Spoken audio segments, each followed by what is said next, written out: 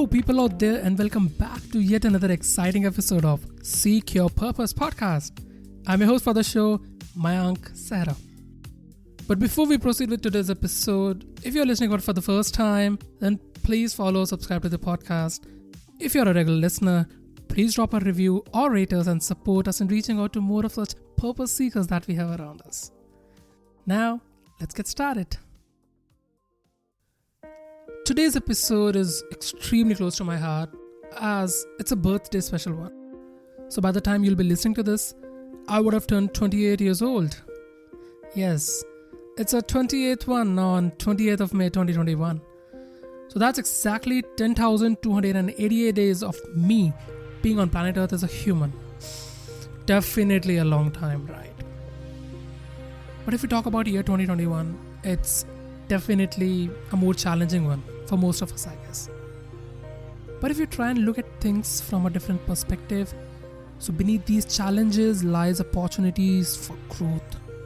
These are the testing times, and it's definitely gonna bring out the stronger perspective of you as a doer and on what intentions you want to focus amid the chaos of this world.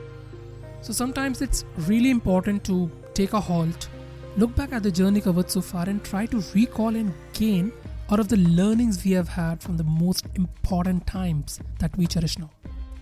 Learnings not just from the moments of success, but yes, from the moments prior to that, which we fondly call as the struggle period or the period of failure or the lean period. And trust me when I'm saying this, that if you want to analyze your growth as a human, look back at the moments of failures, utter disappointments and gather the learnings out of that. Growth lies there. So when I tried recalling some of those moments of failures from my life, I realized these all acted as stepping stones in forming the current version of mine. Each of these incidents taught me at least one or more important quality of being an advanced version of myself. A version 2.0 from the earlier 1.0. And each of these changed my perspective of looking at things from the societal manner to a manner which is self-made and respected. It also made me a firm believer in a quote which says, everything that happens, it happens for a very, very specific reason, which you may not realize in the hindsight, but will definitely feel at a later stage. So, here we go. So the first one is Lockdown 2020. That specific time period from 19th of April till 24th of May last year, when we all were confined to our space, was surely the biggest and the much needed break for an MBA grad who's been into shuffling amid the monotonous corporate chaos for the last 2 years. My life was all the way stuck between a 9 to 6 job, party on weekends, behaving in a manner of social acceptance and working my ass off to get a hefty paycheck by the end of the month and be in the good books of my peers and seniors. Believe you me, I was hell yeah bored of that. Bored of portraying a version of myself as someone whom I can't really stand while being in solitude. But this time period was different, a never seen before kind of thing. So I was left with two options in front of me.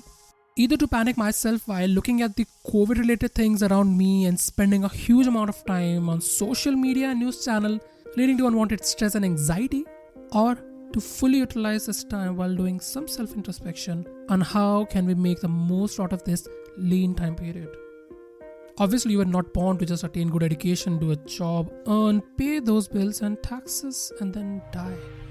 So I definitely felt the need of working on self, working for self. I felt the need of having a good typing skill, so I practiced that through the time and ended up gaining a good momentum of my typing skills. I felt the need of indulging myself with a mental muscle buildup. So I started devoting my time reading 2 books of different genres to widen my horizon and sitting at least an hour doing deep meditation to let the calmness run my body throughout. On a creative front, I utilized this time creating a blog cum website of my own, representing my skill set, my areas of interest, my career aspects. It's much more like of a CV but on a digital web form. And later, I ended up creating a blog out of which deals with the true inspiring stories from my friends, relatives, families to provide a dosage of that much needed motivation during these time of distress. And this particular thing helped me develop a skill set of being a storyteller and a blogger.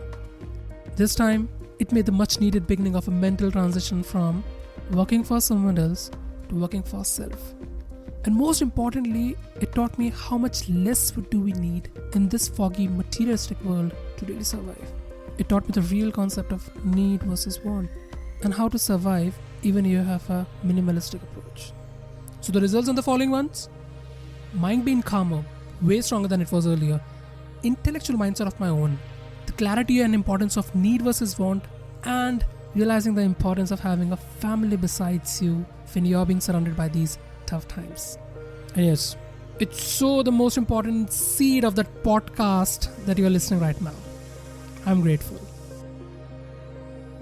The second one, a heated argument with a CISF personnel, October 2020. So there comes a time when you start riding high on success, especially when everything works in your favor. So by that time, I was doing well in personal and professional front. My work was getting admired from all the ends. At a financial edge, I was earning good. So the feeling of self-admiration was damn high that time. In short, things were happening all in all my favor, and this took a toll on my mindset. I realized it a bit late when I got into a heated argument with a CISF personnel at Delhi airport. Since I used to earlier work at Delhi airport and was a regular entrant from last couple of years, nobody bothered to scrutinize my stuff deeply. But that day, a CISF personnel did. He said, "I can't allow this laptop. Do you even have a permission for that?" I said, "No, what permission? Nobody asked me ever." He said, "You need to show me the permission, post that I can allow it." I said, "Okay, I'll do that. You just let me go, I'll arrange." He said, "No, permission first, rest later." I said, "Nobody asked me that in 2.5 years. You just go and check it with your senior about the process. You just can't change it and go and inform the public just like that. Just go and check it." Decent rounds of hits and misses got into a heated argument. I became arrogant. I started raising my voice. The feeling of material success was riding high on me back then. I didn't even thought that the CISF person was doing only his duty. The argument soon became a patchy one when the CISF person had to stand ferociously from his seat and literally had to warn me of the behavior right in front of 20 odd people standing there. He literally sidelined me and warned me of registering an FIR of misbehaving with a non-duty person, which could further lead of banning me from even entering an airport. He asked me to call my senior. My senior arrived 20 minutes later. In these 20 minutes, I felt bad. My mind was getting calmer. I realized, irrespective of whichever position we hold in the society, nobody gave me a right to talk to someone in such an insulted manner. He must have felt bad because of me. I started asking myself, this isn't you. You never behave in such a manner. So what happened today? Why the hell do you treat someone in a manner which you didn't even expect somebody to treat you with? Why? The materialistic success was a damn fucking reason. It wasn't the threat of losing job or literally be like insulted in front of people back then. It wasn't the threat of losing job or literally be like insulted in front of so many people. It was simply the feeling of hurting someone else because of my so-called anguish and irrelevant behavior. So without even thinking of anything further, I apologized to that officer. I apologized him for me making him so much angry. I apologized him for making him losing his temperament on such a childish argument. I apologized for making his day bad because of me. I started kind of feeling the pain and agony which he might have felt while speaking to me in that angry tone. I literally felt bad. So by the time my senior came and had to listen to me on my behalf, I was just feeling sorry for such a version of mine, which was pretty ruthless, I say. Later, things got back to normal. The moment everything was being normalized, I immediately noted down my learnings from this incident that just happened, which definitely was much required to break my bubble of myth and ego. So for a span of next 5 months, I met this officer a couple of times, and every time whenever we met, we used to laugh and discuss on how the situation went back then, how that situation affected him, how it affected me. And as a result, currently we are gentle well-wishers of each other and ended up having a good cup of coffee together. So the result? This incident taught me the feeling of gratitude, the feeling of realization, the feeling of a calmer mind, and the feeling of feeling someone else's emotions. The third one, out of money. Dated back in June 2018, I was residing at my aunt's house in New Delhi. So as an employed individual and being into earning for myself from last 3 months, I was high enough on spending my earnings. So I ended myself buying an iPhone X the very next day with the idea of tasting the pudding of making myself feel special. After spending on the then most expensive smartphone in the market, I was left hardly with any savings to carry out my expenses for the rest of the month. But who cares, man? I was owning an iPhone. Who cares about other things happening around? Meanwhile, my family was residing in Lucknow, and I heard the news of my father suffering from a major cardiac arrest. It could have resulted in a fatality if delayed admitting him into the hospital by a few minutes. When I heard the news, I was shocked and expressed my deep concerns to be alongside my ailing father as a support. But my mother suggested me not to, as my father was recovering well now and didn't want me to spend my savings in this situation. Luckily, my elder sister was there to support them back then. Honestly, I wanted to be there, but I couldn't. With no prior savings, I was left hardly with a sum of around 600 or 700 in my account or so, which was not even enough to buy a two-way road bus ticket. I couldn't even ask anyone to lend me money, as I was, and I'm still, an egoist in borrowing money from others, not even from my close pals. I don't like the concept. So the learning from this scenario, I got the importance of savings and investing. I started widening my knowledge on the ways for investment, ways to secure money, the study of compounding, etc. The idea of saving and investing not to be in a stable current situation, but most importantly to be ready for any such unprecedented situations in the future. And yes, the very important concept of the much hyped need versus want was taught in a blink. The fourth one, placements. I still remember very clearly that it was the time of October 2017 when our MBA placement sessions are open. It was our time to prepare ourselves and get to the ultimate goal of studying an MBA. That is a job placement at a much reputed known brand that could actually add some stepping stones in building our corporate career. So from October till December, I applied in 9 different companies and faced rejections. I literally was being rejected by 9 big branded corporates out there. While in some cases I got rejected in the initial screening round, some at the written stage, few of them at the journal discussion rounds, while got 3 rejections in the personal interview round. 9 rejections in 3 months, that's approximately facing rejections every 15 days. I wasn't dejected at all.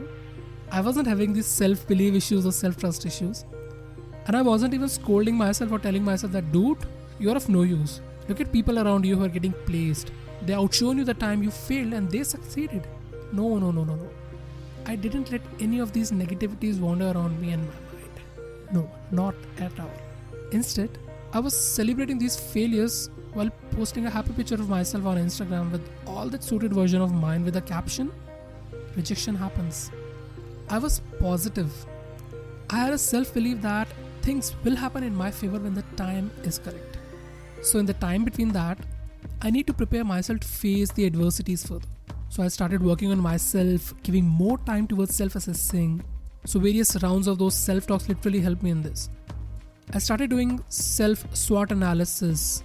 I had a deep belief in myself that a mere rejection from a certain set of interviewers can't literally decide or judge who am I or what I'm capable of doing in life. No. I read somewhere which said, never believe a prediction that doesn't empower you. And this belief kept me going throughout.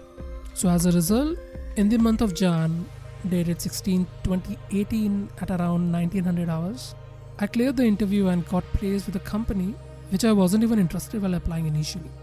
I applied it because a friend of mine asked me to do that, as he himself was feeling dejected and didn't want me to sit all alone in the process. But on a serious note, the moment I was about to enter the panel interview room, I hold a very calm and a very firm manner, and I talked to myself and said, Mayank, this is not the end. Good things takes time. So this session taught me the faith, the trust, the never-ending self-belief one should have in them. Just have that belief in yourself, apna bhi time aayega. The fifth one, foreign exchange experience. I always found myself attracted to a foreign land, especially those European lands, American lands. So even till date, the idea of, shifting my base abroad, it really excites me somehow. So it was way back in December 2016, right 4 days before ringing the new year, I was on my flight to the city of love, Paris. I was out for an expedition as an exchange student for next 3 months. At this time, I was accompanied by 2 classmates of mine on whom I laid myself completely.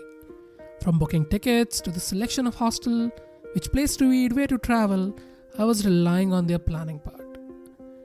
Initially things were good. It all went in a good flow, but started taking a turmoil later. And somehow I started feeling left out. I started compromising on the things that I needed, the place that I wanted to travel, or things that I like, but I wasn't doing them.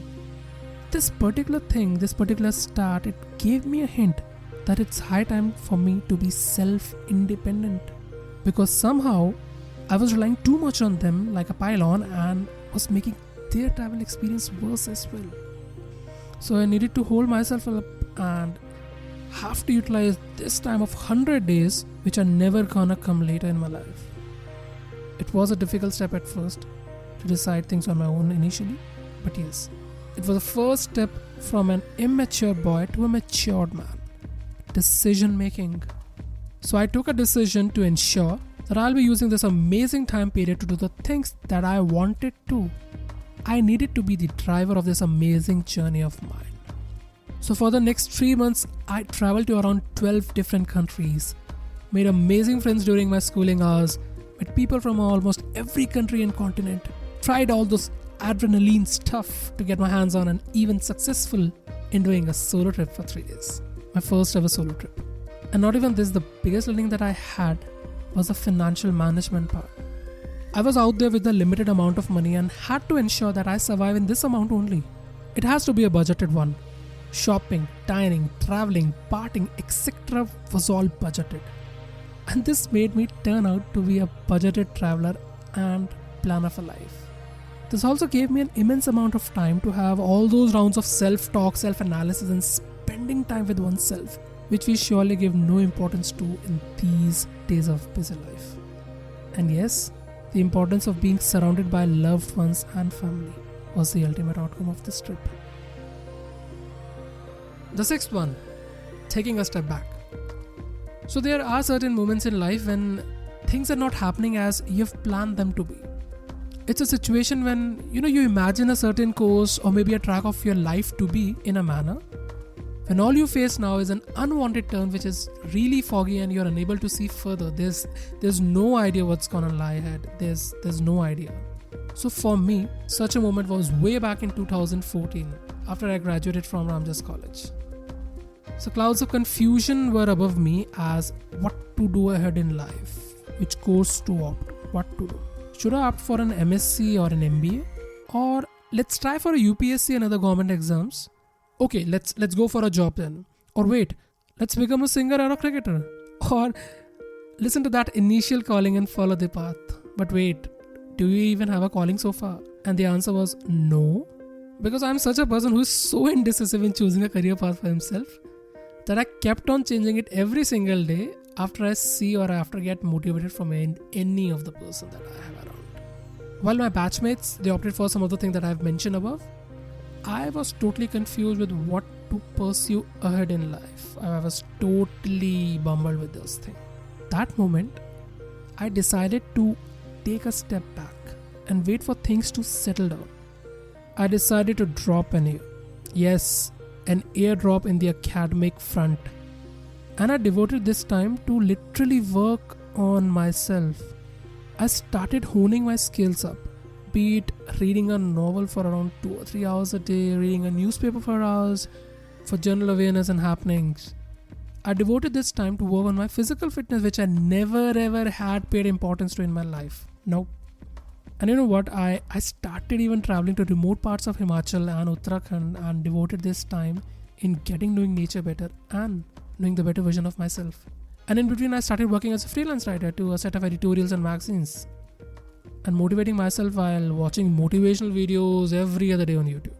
And here I am, after 7 years, still alive in front of you, you're just listening to me right now. That time was definitely the most challenging and demanding in its own terms. Especially when your counterparts are succeeding ahead in life, they're doing well in life, and you are just figuring out what to do ahead in life. It's natural. It happens for everyone. So my stand is that it's okay. It's all okay. There are 7 billion humans on this earth. Everyone has their unique set of story. And your story can't be like someone else. It can't, and most importantly, it should not be. Because you are specific. You are special. It's completely fine to get yourself out of that time of utter confusion and despair and observe from an outer perspective. It's okay to take a step back, assess it, reassess it till the time you make your move. Because you are you, and that's your biggest strength. The most common fear that I have faced till now, and even face it nowadays, is what others will think of me. And even while recording this session of real life incidents that are up close and personal to me and opening them in public, still there's a thought in my mind popping up right now. What people will think of me? What will they say? How am I gonna face the world, my relatives, my parents after doing all these kind of things? How? Kaise? And now I've found the answer to the biggest fear we all usually face. And the answer lies in a very old Hindi Bollywood song which says, कुछ तो लोग कहेंगे, लोगों का काम है कहना, छोड़ो बेकार की बातों को, कहीं बीत न जाए ये रहना. Which when translates to English which says, people will keep on saying something or the other. That's the usual business. Do not waste your time and energy working or worrying about these critics and their judgments. Remember, you are you, and that's your biggest strength.